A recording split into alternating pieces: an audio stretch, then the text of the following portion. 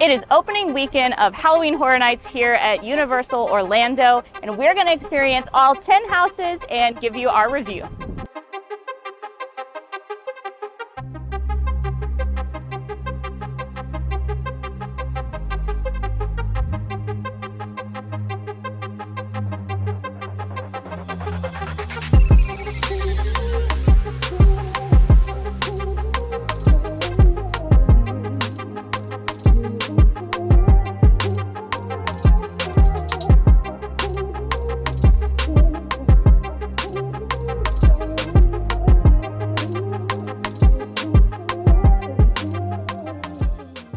We have just arrived in our stay and scream area for the night. We're gonna try and hit up Eternal Bloodlines and or Goblin's Feast. This is a new stay and scream area, which is in the Lombard area. There used to be one in Central Park around Simpsons, but since they've moved some of the queues around, they've now opted for this area. Now it says the Lombards area, but we're all the way over next to the Stadium Theater. So we did have to walk all the way, but you do enter and have your ticket scanned at Lombards. We're gonna be evaluating the houses on 5 different criteria.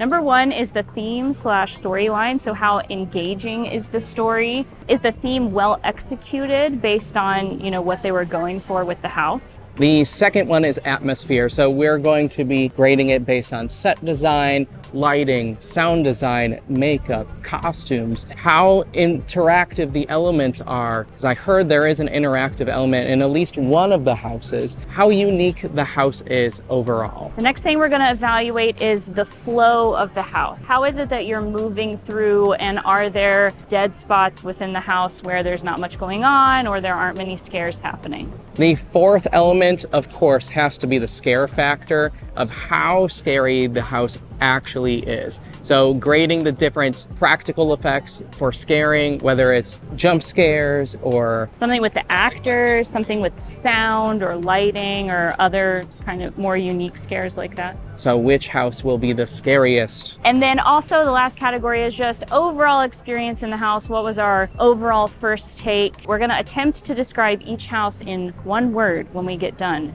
So we'll see what kind of things we come up with. So the goal is that this weekend that we hit all 10 houses. Maybe we'll hit all 10 houses tonight.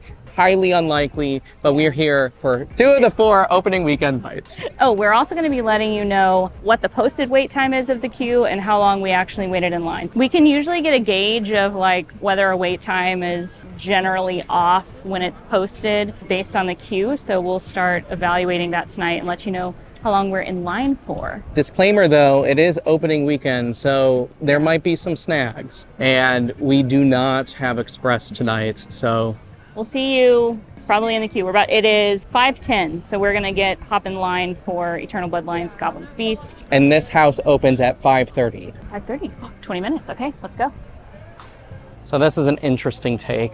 I've never seen a queue on this side of the theater. There's a pretty long line. It's the downside of stay and scream is that you're still waiting and it's still warm. The line is for 2 houses though, so I don't know how they're gonna split it when the queue's open, but we'll probably split at some point. The line is moving. We're about to experience our first house. It is 5:18. I think they're loading the house queues. Which house do we want to go for? Goblins? Goblins. Goblins. This is the entrance for both of them. Both of the signs were up. Interesting. Not different this year. Oh, the sun.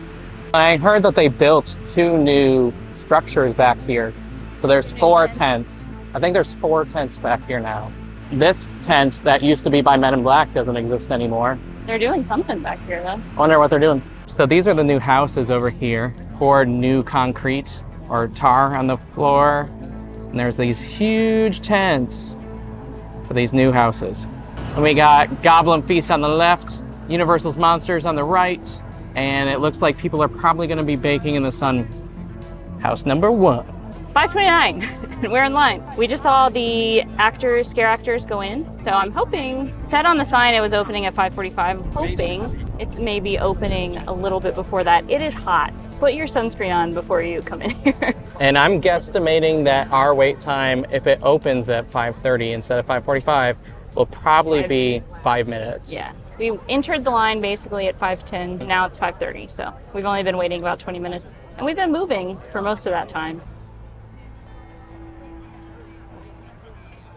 Okay, Brian, Goblin's Feast. What did you think?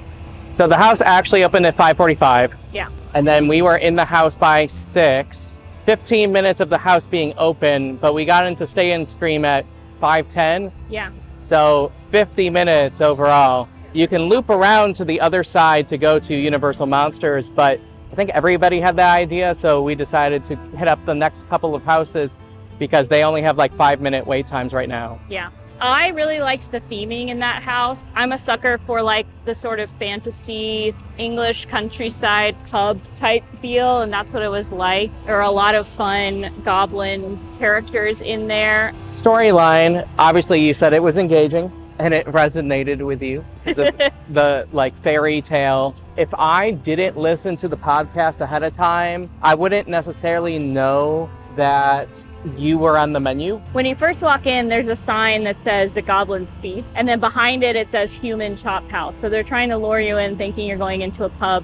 And then once you get in there, you realize, oh, they're actually chopping you up for dinner. But you do exit out into the woods. It felt very like sort of swampy to me.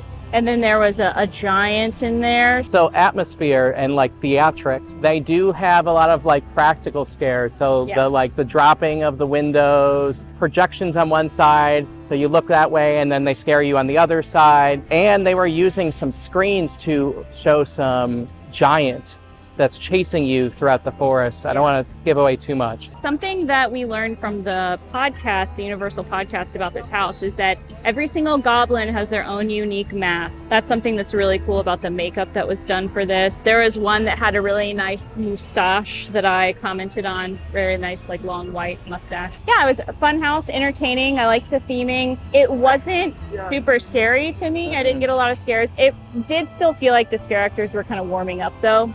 And that's why it's important to go through the houses more than once, is to get those different experiences of once everybody's gotten warmed up and into the groove and everything. There was a long stretch sort of in the middle that I didn't get any scares for several, like maybe 30 to 60 seconds. It was a long house. And I think it was a good one for Stay and Scream, because one of the risks with Stay and Scream is that it's so bright out. If you go into a really dark house, you literally can't see anything. So this one wasn't super dark. You could still see. I look forward to doing that one again, but it was a decent run through for our first house. What would you give it out of 5 scares, Brian? I would give it a 3.5. I was going to give it a 3 out of 5 scares for now. So on to the next one.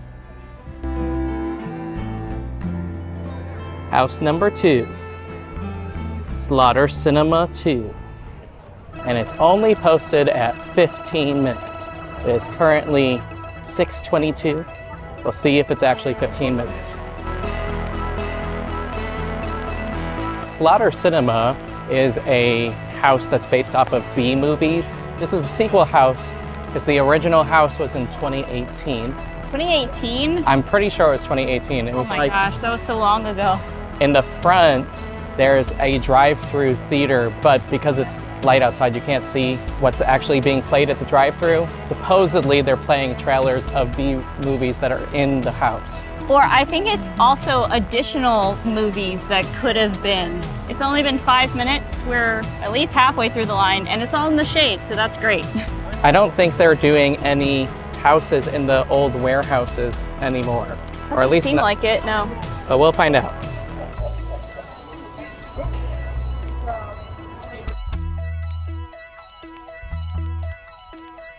We just got done with Slaughter Sinema 2. It was 15 minutes till we got in. The posted time was 15. It took us 15 to get in there. He was in the shade, which was great. So let's talk about the theme/storyline of Slaughter Sinema 2. This one is unique in that it has little vignettes of different B horror movies that the Universal team has created. So I think that the themes for the movies that they came up with were really unique. They were in a lot of different categories. I feel like there were more movies in this one than in the first Slaughter Sinema. I haven't counted, I don't know if that's true. I did really enjoy the different ideas that they had for all the different movies. There were at least 5 to 7 movies in this one. At least, yeah. And starting with holidays, so they had a Mardi Gras one, which is quite hilarious. They had a Christmas one.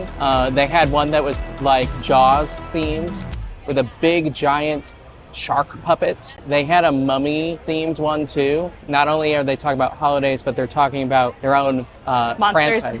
Yeah. So, and there were even more. There were like at least 3 more than that. So yeah, it was really cool. There were a lot of different ideas. Also, let's talk about the atmosphere in the house. I think that the set designs were really cool. I particularly love anything Universal does that's underwater or related to water. And there was one with a shark where you were underwater, and it was really cool. They also, in the shark area, if you look up, you could see somebody in a floaty. Yeah. With their feet in the water going back and forth, which is a very cool, small detail. Yeah. And that's how you knew that you were underwater, because I didn't realize it until he pointed that out to me. So also, each room is its own movie. So I feel like the creative team, they were able to personalize each room as opposed to stretching it out across the entire maze. Yeah. So there was more detail, in my opinion. Yeah, because they were just decorating one room. Yeah. Now we're going to talk about the flow of the house. I do think that we hit a dead spot here and there in the house where like we were just offbeat with the scare actors. But I think that the break in Goblins was longer. With this one, it's like each room that you go into is a scare, and then you walk into a corridor that tells you what movie is coming up next. So there is a little break in between each room where there's no scare actors, but that's like how it's supposed to be presented. It's kind of like a room with a scare and then a little break, and then a room with a scare and then a little break. How scary was it, Brian? I got some good scares. You did? Yeah. I think I got one good scare in that house. One of the really cool scares, I don't remember if it's in like the massacre house, the butcher house. It's like a Texas chainsaw. Oh, yeah. They had like a poltergeist flying across the room.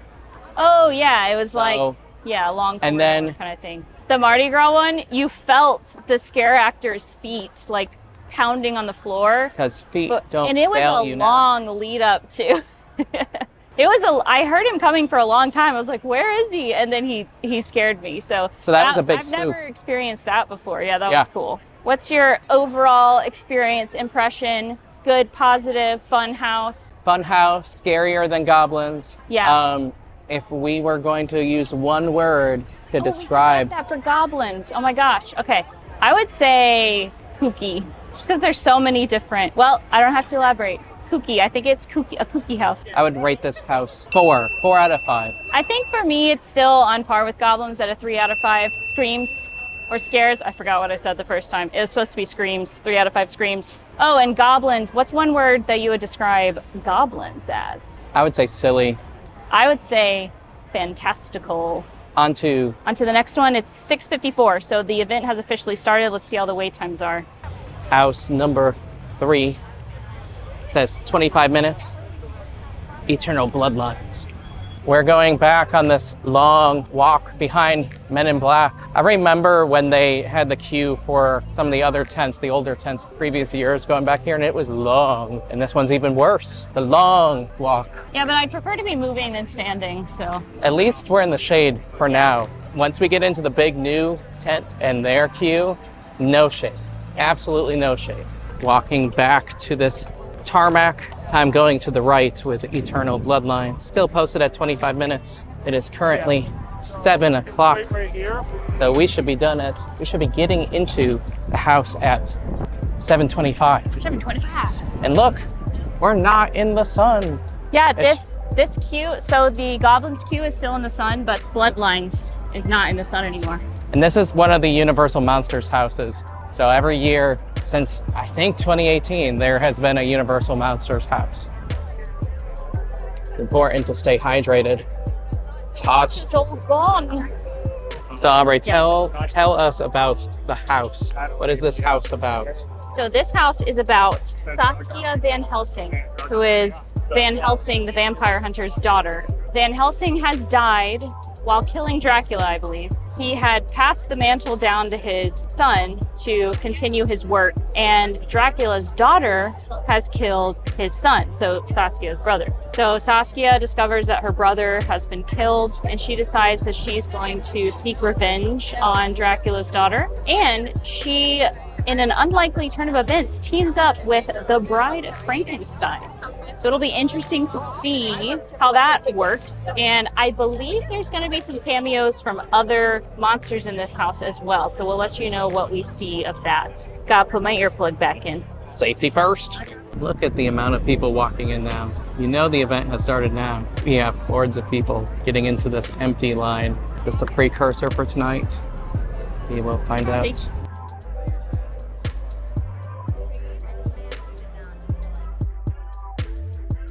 We just got done with the Universal Monsters house, and it took 35 minutes, not 25 minutes. The theme / storyline, I will say, this house was very heavy on the storyline. Like, there was a lot of dialogue in the house telling the story of like Saskia talking and advancing the plot of a story. I think that worked to the disadvantage of the house, because when I was walking through, there was so much dialogue happening that I missed parts of the story. There was too much storyline happening in the house. But there definitely was a storyline to follow. Yeah, definitely. Heavy on the storyline. The sets were gorgeous. Yeah, there were some really like large, pretty sets, like stepping into a mansion and like walking next to this huge caravan. Stepping into the forest and seeing a gypsy wagon. Stepping into the cemetery at the beginning. Lots of very large sets. The sound design was talking about the audio, so there was times where I couldn't understand her. I forgot too, they partnered with a female composer to compose like the score for that house too. So I want to go through it again and keep an ear out for that. I definitely felt transported into story, which kind of takes us into the flow of the house. I felt like there was a lot of like dead space where there weren't even, it's not like we were missing scares, it's that there weren't even like, you couldn't even see like boo holes as they call them, where people could jump out and scare you. So I feel like that's a house that they might add some elements to as the season goes along, because I felt like there was a lot of dead space with not a lot going on. And there wasn't a lot of characters either. I mean, you had mummies, you had werewolves, you had the Bride of Frankenstein, Dracula's daughter, which you rarely saw, which that's what the whole story is about. Yeah. And you had Van Helsing. So I feel like there wasn't a lot of characters at all. At least like actually visibly seeing in the house. And the house was long too. Yeah, it was pretty long. So how scary was it? I don't think it was scary at all, because there wasn't anything to scare me. I think they got like one good jump scare on me, because it was like a very short time where I had the right beat in the house where they like were jumping out at me at the right time. But I think largely it wasn't a very scary house. I feel like we may have hit it at a bad time, because sometimes at Halloween Horror Nights, you can have a bad run, and it's possible that we had a bad run. But again, like Aubrey said, in the dead spaces, there weren't even areas for scare actors to pop out. Yeah. So my overall experience, if I was going to rate it with one word, with that experience, I would say disappointing. Oh no. I would call it storybook. And I would rate it a 2. I think I do also a 2 out of 5 screams. Finally reaching our first scare zone of the night, which is Blumhouse. Of the house. Blumhouse.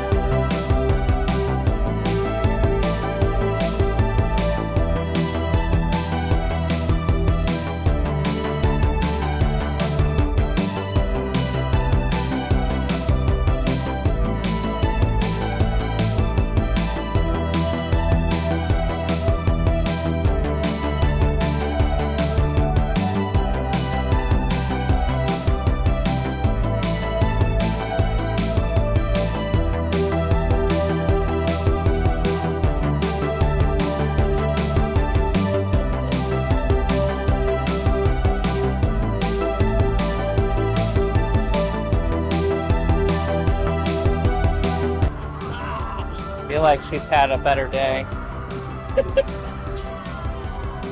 It's got my eyes on you.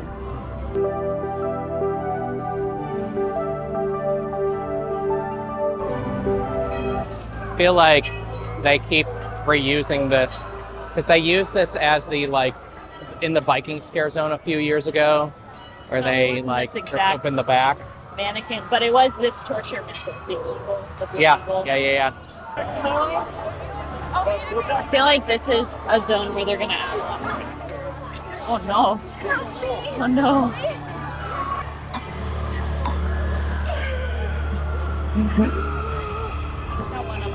This whole thing is shaking. The whole thing is shaking, yeah, that's cool.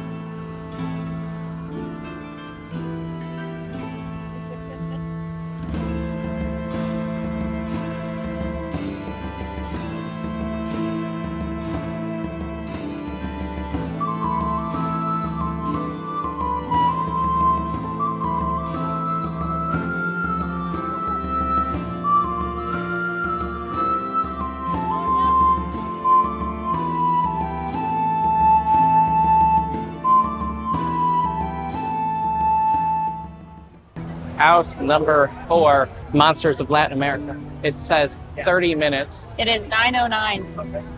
Abandoned ship. Abandoned ship.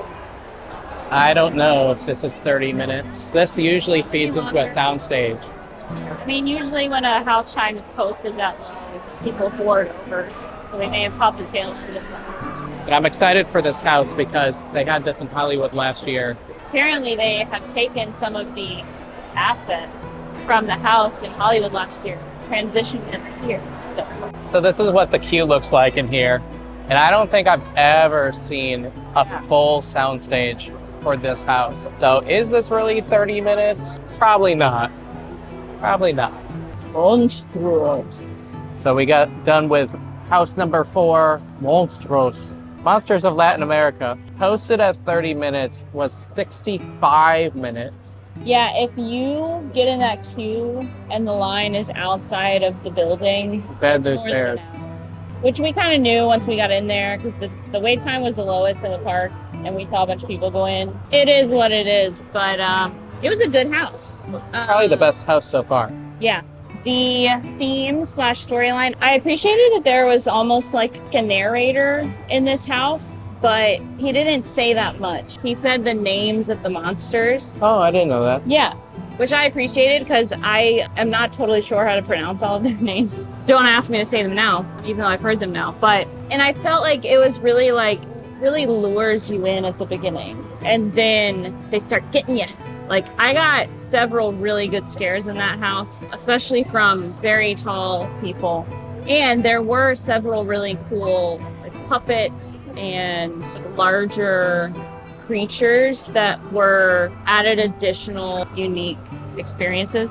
I think also it was really cool that the house was divided into section by story. Yeah, by monster. By folk tale. That goes into the atmosphere with the set design and the costumes and stuff. I did feel transported, and also even though each monster scene was different, I still felt like a cohesiveness throughout the house. I felt like there were some more unique sound scares in there. Oh, and there were a lot of smells in there. It was a pretty smelly house. Yeah. And not for the better either.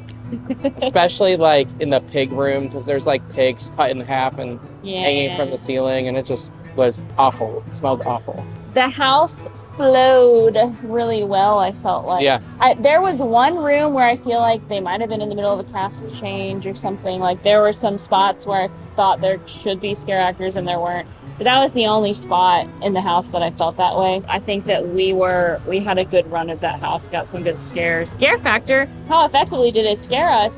effectively. Yeah, and there's some really gross monsters in there, Yeah, like I think eating there was. children. Yeah, it was dark. Some very large monsters that jump out that are puppets too. If I was going to say one word for this house, I would say smelly. Smelly. It was a smelly house. I would say first word that comes to mind is transported. I felt transported. I felt like I had been brought into a dream, a nightmare. I'd been brought into a nightmare. What would you score this? I would score this 4 out of 5 screams. I would score this 4.5 out of 5. This has been my favorite house so far. Yeah, also my favorite so far. Yeah, it was a good one. I think we'll do one more tonight, Mm-hmm. and then tomorrow we'll do the other 5. It is 10:32. We've been here for 5 hours. And we've done 4 houses. 4 houses. We did take a dinner break, sat down for like 30, 45 minutes, but other than that, we've been doing houses and walking. Yeah, my feet hurt. Yeah, there's still more to do, shall we? Shall we? We're in line for our last house of the night. House number 5. It's the Triplet House. Triplets of Terror. Triplets of Terror. Move it. Now, the Triplets of Terror, Moving. these triplets killed people on their 9th birthday, and it's supposed to be a slasher house. I'm expecting it to be really gross. Supposed to be 35 minutes. We got in line at 11:25. So, midnight. We should be done at midnight, so we can go home. I think that's probably realistic based on this line.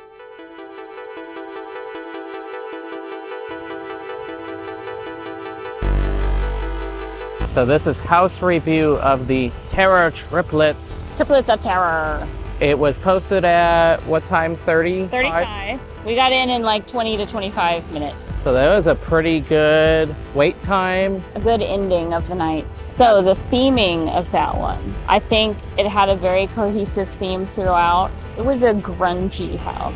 Well, you're walking through the neighborhood that they're Yeah. like terrorizing. Yeah. And then you could see like breaking news on people's TVs of this happening. There was one scene that they're recreating the birthday scene, and then they took the guts of the family and spelled happy birthday on the ceiling, which was absolutely disgusting. There's rooms where like the meat is spraying you. Yeah. Moving into the atmosphere of the house. I think there were some unique sound scares in this one. There was like the sound of a fire alarm that would just go beep, beep, beep, and then stop, like something. And then like they would that. jump out, yeah. Yeah, they would jump out, and then newsreels and stuff, but there were some other like auditory scares that I thought were a little different in this one. And I think that this one had a really good flow. I didn't feel like there was any dead spot. It felt like they were jumping out quick. And part of that probably has to do with the fact that there are 3 antagonists. So every time it was like all 3 of them are there, or at least more than one of them are there. Scare factor wise, disgusting.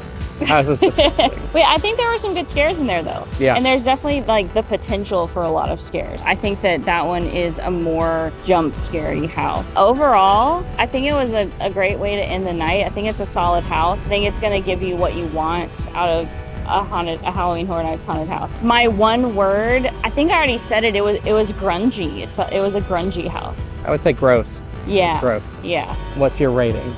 I think that I would give it a 3.5, but I feel like it deserves more than that because I gave the Monstrous a 4. I'm gonna give it a 4. Okay, good. Yeah, 4 out of 5 screams. I was gonna give it a 4 as well. Yeah, but honestly, I don't know what I'd do to improve it. I mean, it's a slasher, so Yeah, it is what it is. It's a classic slasher house. I am expecting Insidious to be absolutely terrifying, so I'm saving my 5 for that.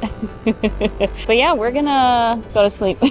We'll be back. And we're gonna do the next 5 tomorrow. So here we go. It is day number 2 at Halloween Horror Nights for us, and we have 5 more houses to do.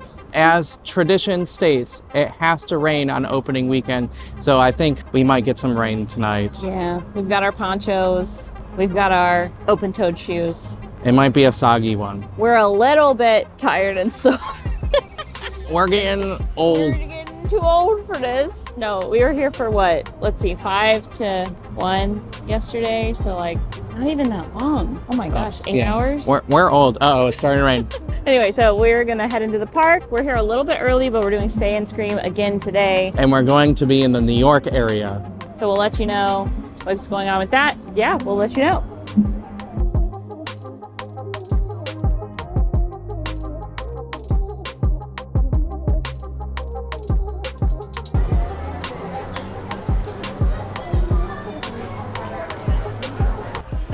It started absolutely downpouring. We scanned in to Stay and Scream at Minions, and then we walked over to Finnegan's. It was going to be about a 45-minute wait for a table, so we just put our name on the list, and we were able to find a bench out front of Finnegan's and sit down and stay dry. Which was crazy because there was people outside in the pouring rain and lightning waiting in the queues for houses. Yeah, it was thundering. It was scary. So now we got some food, and it's 5:42, so the houses have opened that were for Stay and Scream. We're gonna see if we can go hop in a line now that everybody's like gone through. Because Ghostbusters currently on the app says 15 minutes wait. Yeah, so we didn't have to stand, and we didn't get wet, and we got some food. So we're hoping we made the right call, and we're just about to go jump into a house. Hi. It's pretty wet, drizzling. Sprinkling, drizzling a little bit. We're gonna find out what the real wait times are. Yeah, so Ghostbusters is posted at 25. I say that we should do A Quiet Place. Okay. I don't understand why people do that. Why they just clump at the... They like hoard at the beginning, at the front of the express queue, and then it blocks the standby queue. They're like, do I go here? Well, I think maybe they're looking for their express tickets, but it's like, find your tickets before you walk up to the queue, okay? Friendly reminder. I don't know if I buy that this is the 50 No, minutes I think that they're prepping for it to fill up. I think that it might be less than 30. Well, it's 55, 5:55. 5:55 for this house. I know the wait times have been really long. The event really still hasn't started yet because it opens at 6:30. Ooh, coming up on a puddle. Oh no, it's flooding. Oh, that's a lot of water. I almost wore sneakers today, and Brian talked me out of it, and I'm glad he did. Oh, that water was warm. It was warm. If you're ever wanting to hear some of the backstory of Halloween Horror Nights, here's a QR code to listen to the podcast. It is complete mayhem out here. People are running in opposite directions. Time for house number 7. House number 7. Oh my gosh, yes. Insidious. 40-minute wait. It is currently 6:37. Here we go. All right, Aubrey. Hi. Let's talk about A Quiet Place. We had to jump in line real fast. Yeah. Because we're in line for Insidious now. So first let's talk about theming. The house follows the storyline of the first and the second A Quiet Place movies. Honestly, I wasn't super paying attention because that house was terrifying. I was genuinely terrified. There was no one in front of us, and there were a couple times that like Brian got a little far away from me and I was all alone. So as far as theming goes, I definitely recognize some of the scenes from the movies. There were so many creatures in that house. when you first walk into the house, you look on your right-hand side, you can see the little rocket in the market. Yeah. And then you're going through the farm, and then there's the scene where like the old man yells in the forest to kill himself. Yeah. I did not notice the nail scene. Oh, you didn't? Probably because we got alone so I fast. saw the staircase with the nail. Okay. And then there was like an alien in underwater. You go to the docks with the second one, and then through the tube where the aliens are trying to eat them in the end of the tube. Yeah, I definitely look forward to going through that one again and actually being able to pay attention, because like I said, there were so many creature puppets in that house. I mean, talk about like the costuming and the makeup and stuff. There were puppets everywhere. Second room alone was completely pitch black with my gosh. dangly things. The whole And they house were in the was walls. so dark. Yeah, so really cool, really scary. The flow was really nice. I think there was one time when it was like bam, bam, bam, and all three of them got us. So I feel like it was the scares were flowing in that house. So it was very scary. You're gonna say one word. Oh yeah, terrifying. It was terrifying. What about you?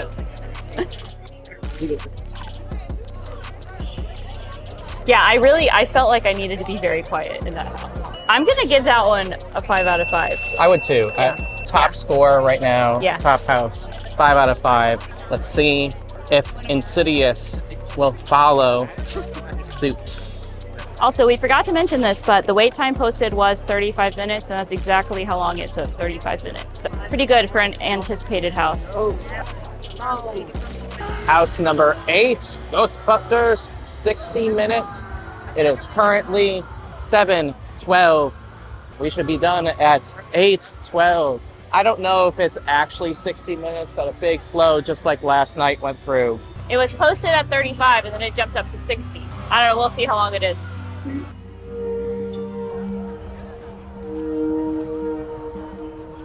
Insidious was posted at 40, and it took 25 minutes to get through it. And what a house.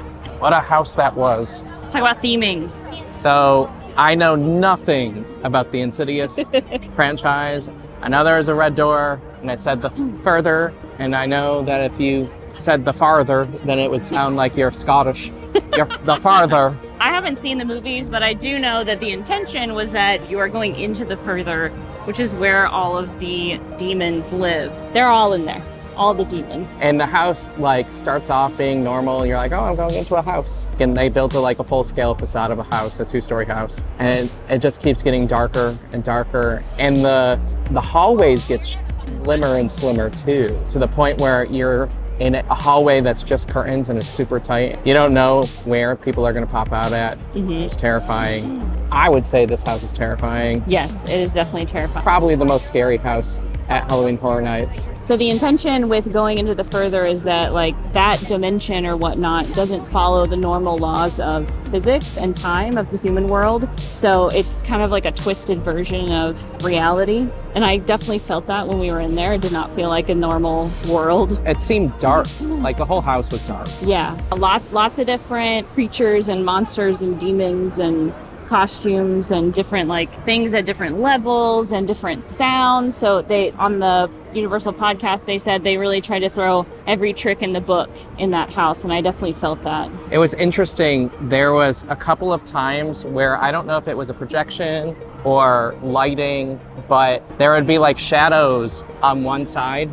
Yeah. On your right side, and you think it's gonna be a demon, and then you're like, oh, what's that very faint shadow? And it just comes on really quick, and you think it was moving, and then they get you on the left. There were some good mirror tricks in there too. It had a good flow. I still, towards the beginning, like the scares felt a little bit slow, but towards the end, they really ramped up. So I think that was intentional. They had 2 rooms of mannequins and completely pitch black, and you don't know which one is real and which one's fake. Yeah. 2. Never seen a house have more than 1. Yeah. Those are always the scariest rooms. I think that you said that it starts off slow at the beginning. I think it's because you're getting further into the farther. Farther. At the beginning, you're not in the depth yet. You're in the house. Yeah. Obviously, based on what we're saying, it was a very scary house. I personally felt more scared in the Quiet Place house just because I feel like the Quiet Place house was scary because of tension, whereas this one is scary because it's like you don't know who's coming after you from what angle, you know? So I think there's a little more suspense in A Quiet Place, but this one definitely has more of the like, gonna come at you scare. I think I would say this one was scarier, in my opinion. Single word, what would you use? Oh gosh. Oh yeah, I was gonna say like otherworldly. What about you?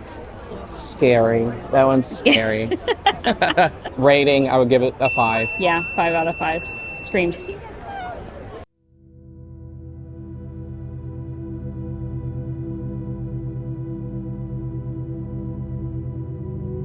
House review number 8, Ghostbusters Frozen Empire, was posted at 60 minutes when we first walked in, even though it was originally like 35 when we were walking up. Yeah, it jumped up.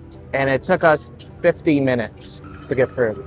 Storyline, I think that it played really well to the new movie and had a couple of scenes where it went into the sewers and did some background stories.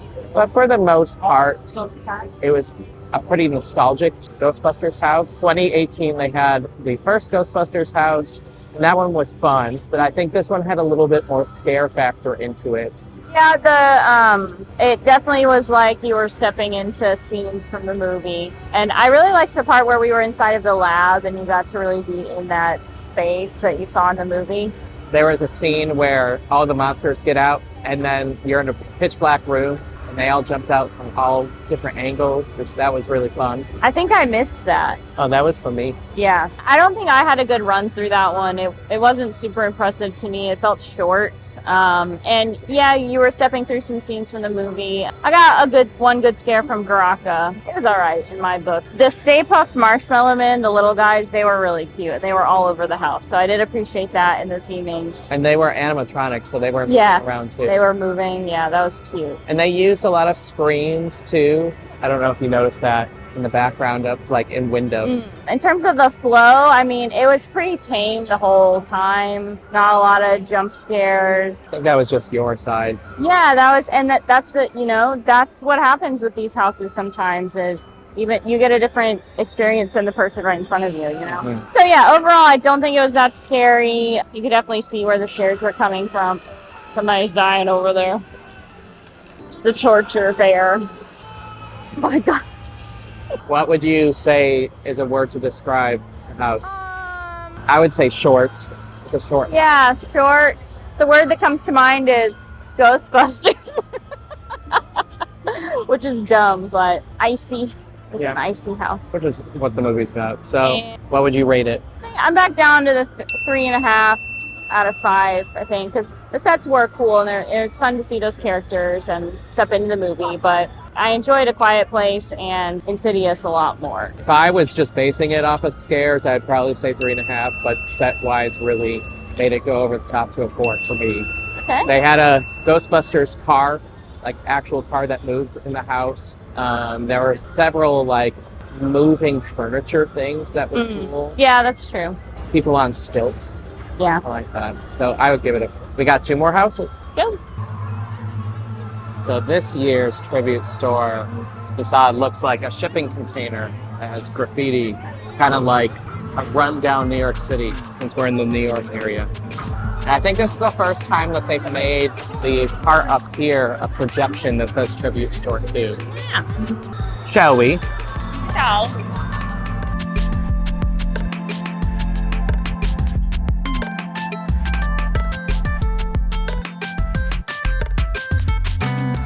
I guess they're selling shirts out of a van. Over in this section. This is where people pay to put their faces on boxes. This one has Earl the Squirrel on it. Pretty sure you get to keep these, or whoever paid for them. I like this shirt. It's a crop top. It is, but it's like a slouchy. Like, look how long the sleeves are. 37. This is a small too, so they are like oversized.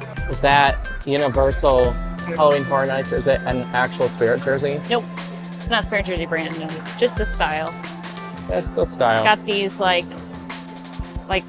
Letterman jacket type. Yeah. Also, I really like this headband that has the little Stay Puft guys all over it. Huh? And it's not like super tight on your head either. I think this would be okay to wear for a while. Is it cute? Am I cute? So cute. That's cute. This is the pass holder shirt for this year. It says Mills Die In, and it will run you $33 before discount. Whoa. This is cool. It's all in Japanese characters right there. Lots of neon lights. There's a ton of Little Boo merch, including this backpack, which is not a Loungefly, but in the style. You can even get this little purse.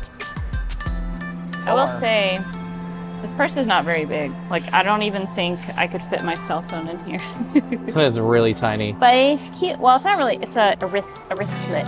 Oh. But how much is that? It's quite small. Also, I guess you could put it on your belt too.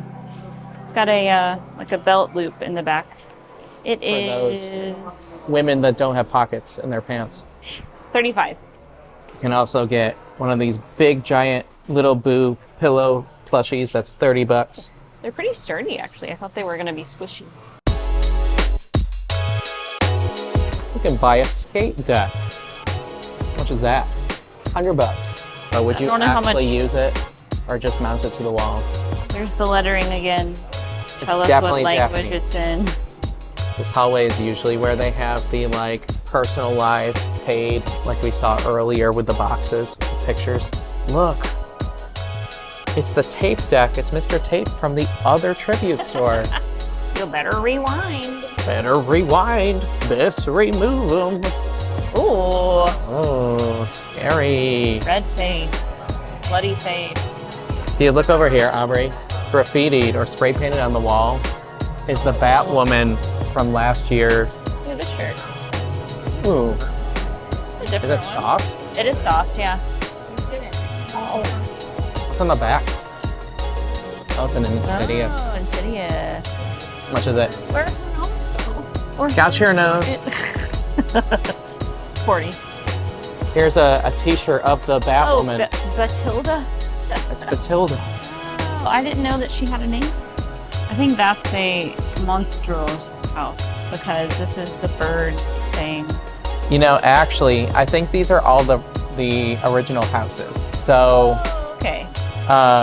this would be from the Goblin's house. This is from the Monstrous. This is from the Triplets. Triplets. This is Yeah. Mr. Candy. Sweets. Yeah, that's This from. Slaughter Cinema, and then this has to be from the museum, which we haven't seen yet. It looks So- like an alien. And if it wasn't in the shot, this is the Triplets house, and this is Mr. Candy, or Mayor Candy. Mayor Sweets. Mayor Sweets. Oh, The Chucky some Chucky popcorn merch. buckets are back. They have the good guys like the The overalls hoodie, just like last year.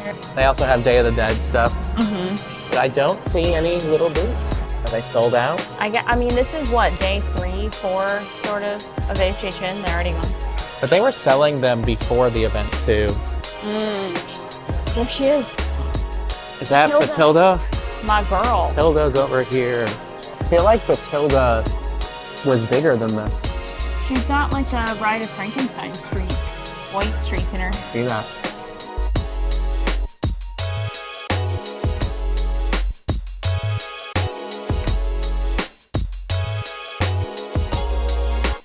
I think it's time for a quick pit stop.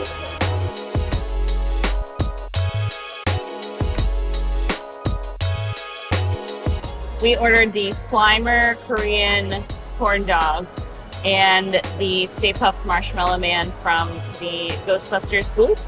My Marshmallow Man is quickly melting, so I'm gonna go ahead and take a bite of him. Let's see. Gonna eat his little hat first. Pretty solid in the middle. That is a sweet marshmallow, let me tell you. Chocolate's still pretty solid underneath there. I think it's more melted under his feet, but it's graham cracker, chocolate, and marshmallow, so it tastes good. So this is the massive Korean corn dog, the Slimer corn dog. It has like 2 different types of cheeses. I think some of it's green inside. There's a hot dog in it. It's $11.99. Here we go. Okay, hot dog. Is it just all cheese on the inside? No, it's hot dog too. Oh, it does have the hot dog in it. Green in there. Last year that was just cheese for the Last of Us. That thing was good. Now, I think this is supposed to be like the newest Ghostbusters movie.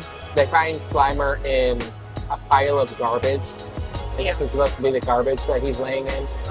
Does it taste good? It tastes good. Okay.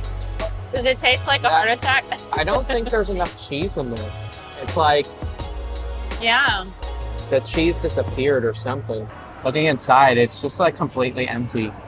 Oh. It's green, but there's no cheese. A little dry. I mean, it's got good flavor. I just wanted the cheese too. Yeah. We found the cheese. So there's 1, 2, 3 parts of hot dog, 1, 2 of cheese, but really no cheese here, which is the Slimer cheese. And then here's the mozzarella. Normally in a Korean hot dog, corn dog, street dog, it's like 50-50, not 40-60.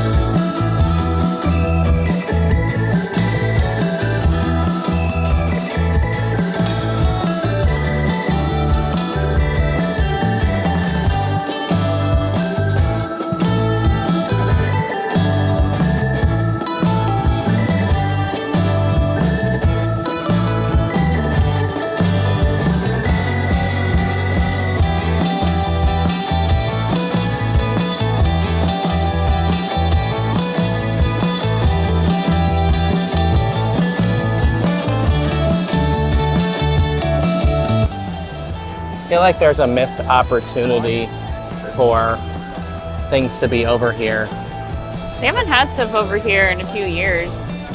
But usually it'll be like the chainsaw people. It used to be, yeah. Feels empty over here.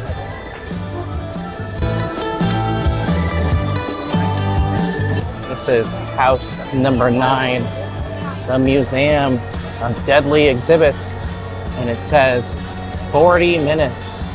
It is currently 9:08. So 9:48 is when we will go. And this is the first year that they're having the queue going for the Simpsons area, which I think is better because it's shaded. And I think there's fans in here. Where's the scare actors?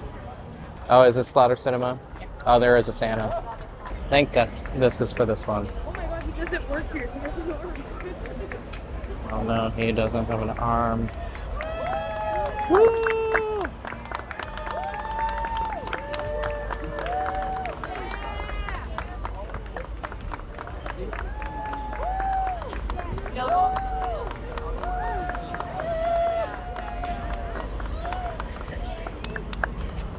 Ooh. Oh, we finished the Museum Deadly Exhibits house, and it was approximately, how long, 45? It was No. posted at 40, Yeah, 40. and it took about like 30, 35. Pretty accurate on the empty on. Excuse me. I'm tired.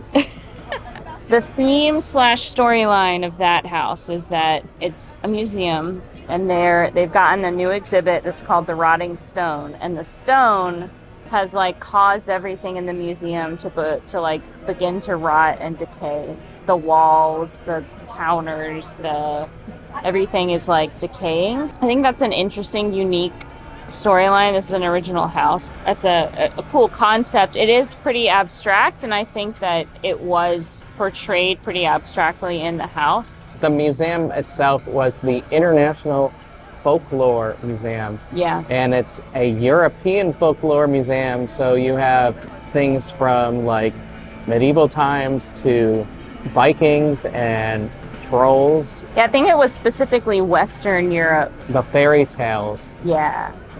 But yeah, I thought the scare actors were very camouflaged, so that was cool. They had a lot of interesting, unique costumes. I still pretty much saw the scares coming. So they were predictable.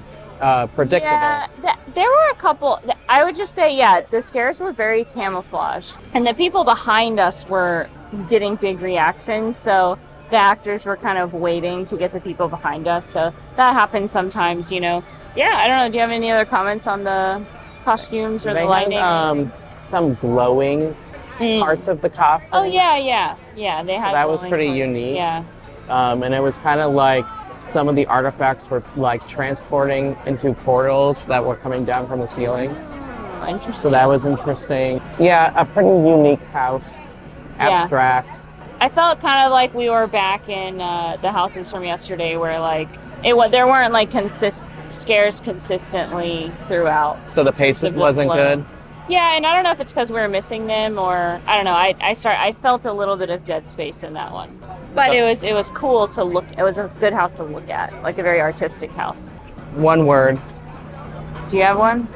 I think about the portal, so I think of Doctor Strange. Oh. He works with artifacts. Maybe like magic. Yeah, kind magic. of mystical. There we go. There we go. Mystical. That's a good. As for the house itself, I would give it a 3. I think I would also give it a 3. I also want to do it again. I want to give it another shot. Yeah. Got one more left? One more.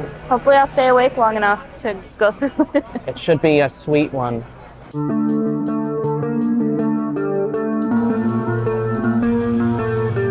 Spoopy.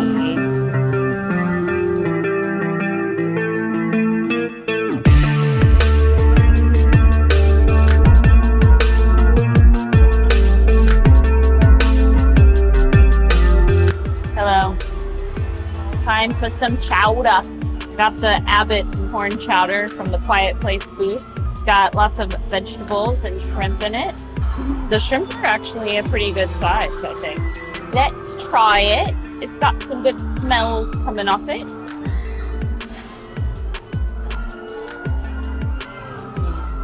good. It's pretty like bell peppery. You try one of these shrimpies. That shrimp was cold in the middle. Uh-oh. It's cooked. They were probably like cocktail shrimp that they just put in the, you know, good flavor aside from the shrimp being cold in the middle. But And I believe it was $8.99, right? yeah.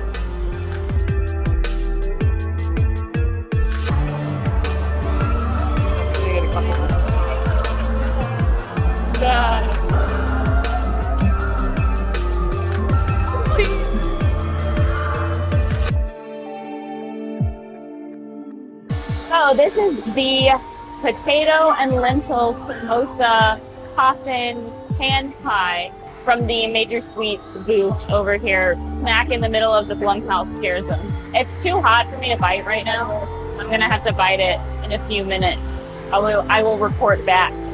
This is round 2 of trying this samosa because we accidentally didn't record round 1.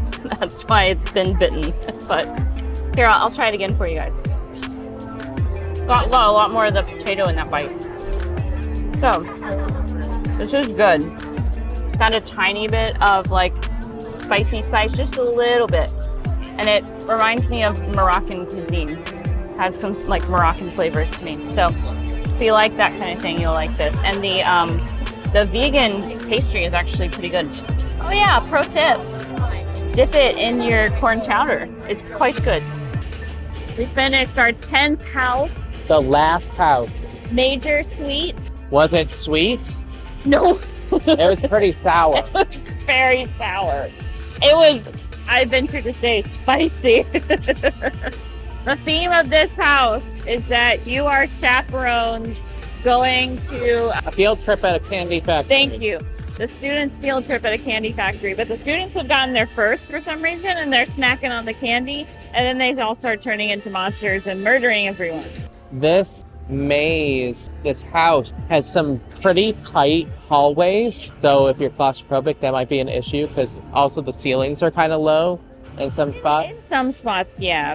I never felt like we were super enclosed. Not like Insidious. You get really closed in Insidious. And there's a lot of interactive spots. So there's 2 buttons in that house and it will do something, whether it's like lighting up an animatronic or spraying somebody. There's one with a rat that like attacks you. If you're looking for an interactive part of a house, it's this house. It was a pretty disgusting house. There were a lot of body parts, a lot of inventive, creative ways that they came up with to show how people could be mutilated and tortured and Stuck in in a machine. factory. So I appreciate the creativity there. I definitely felt transported in this house. I felt like we were deep and we were going like deeper and deeper into the factory. I think they did a really good job with the set design, like really making you feel like you were in this industrial factory. Mm-hmm. I think it had pretty good flow. I think the scares were pretty evenly spaced in there. Yeah, I would say so.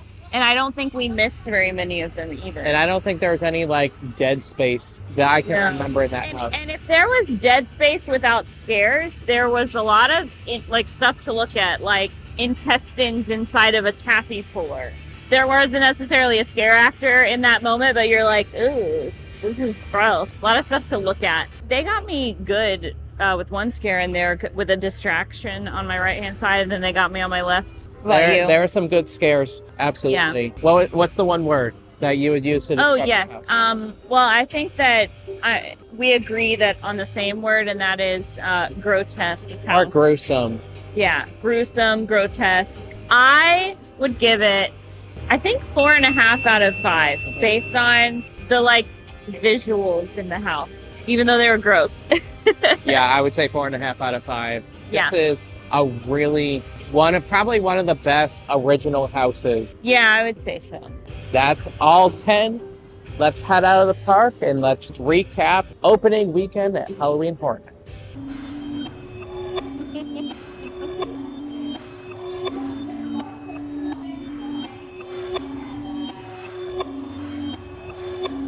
Perfect.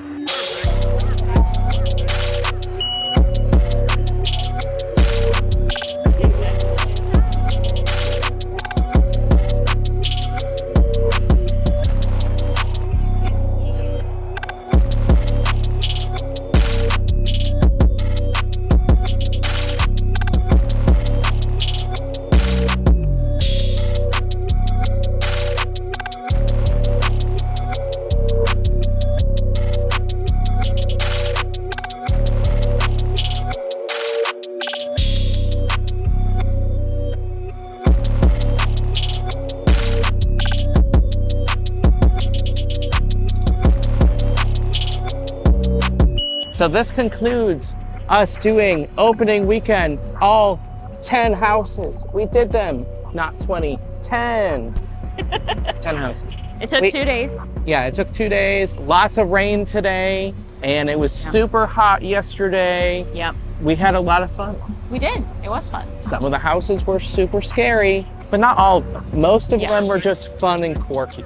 Yeah, I think a majority of the houses were quirky and or fun rather than scary. Yeah. My favorite house. Tell me your ranking. If I'm talking about my favorite house, the top houses, we both gave A Quiet Place and Insidious a 5 out of 5. Now, I'm having a hard time deciding which one I should rank higher because it's based on my experience or our experience walking through the house. So Quiet Place was terrifying because when we went in, there was nobody in front of us. So it basically was us walking alone in the house. Absolutely terrifying. Then Insidious was just terrifying because it's Insidious and everybody's screaming. Jumping out at you. The walls are getting smaller and smaller and tighter and tighter. And I mean, that's just a scary house. It is, yeah. So I don't know which one to choose between. If I'm talking about originals, my top 2 would either be Major Suites or Monstrous. Both gave them 4.5s, but Monstrous was in Hollywood last year. Yeah, Major Suites was not, so I feel like Major Suites is a more original one. It was the first time it had been done. Yeah. What about you? So my top house right now is A Quiet Place because I'm not totally sure what it was about our run through that one, but I walked in and I was terrified. It was just full of suspense. And part of it had to do with the fact that we were alone and like even I was getting kind of alone in there. So you didn't know where stuff was going to come from. Really enjoyed that one. Insidious was a very close second, though, in terms of my experience today. I'm excited to come back, and obviously this was just our first run through all of the houses, and our opinions can change throughout the season. You know, that's what's so great about this event is that it changes every day, honestly. I mean, they're improving it and making adjustments to things, adding in scares. That's why we enjoy coming back. So my favorite original house, I think is still the Goblins. Oh, yeah? They just tickle me. I don't know. I think they're just fun and kooky. Yeah, I like fairy tale stuff. That's just me. So the way that they set up Halloween Horror Nights this year was half of the houses are in the front and half of them are in the back by Men in Black. And then there's really nothing in between. Then like scare zone wise, even though they say there's 5, I don't really feel like there's 5. There's not a cohesiveness to the scare zones this year, at least not yet. Yeah, they were like really on the podcast, really pushing like surreal and sinister. Surreal being the like psychological horror and sinister being like physical horror. And you do see surreal in the scare zone in the Hollywood area. And I've seen Sinister show up in the torture Faire scare zone. So, but I feel like they could have done more with those characters and who knows, they might do more. Yeah, they might, yeah. They got until November to figure it out. I don't think I saw Sinister at all at the whole event. I saw a video that somebody posted of Sinister in the torture Faire area. We just saw Surreal, but I really like Surreal's scare zone. They got me. They double teamed me and got me. We got 3 more Halloween Horror Nights videos after this one, ending with a private RIP tour towards the end of the event. So if you like what you saw and you want to see more, click that subscribe button, that bell notification, and we hope to see you on the next one.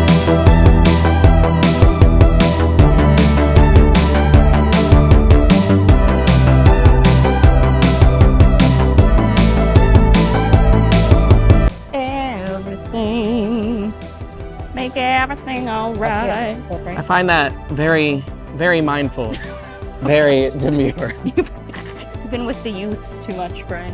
Handy dandy backpack. Backpack. Scream, scare, scary scream, scream squad. Hold on. Sorry, I had to burp. Pause for yawn. Okay.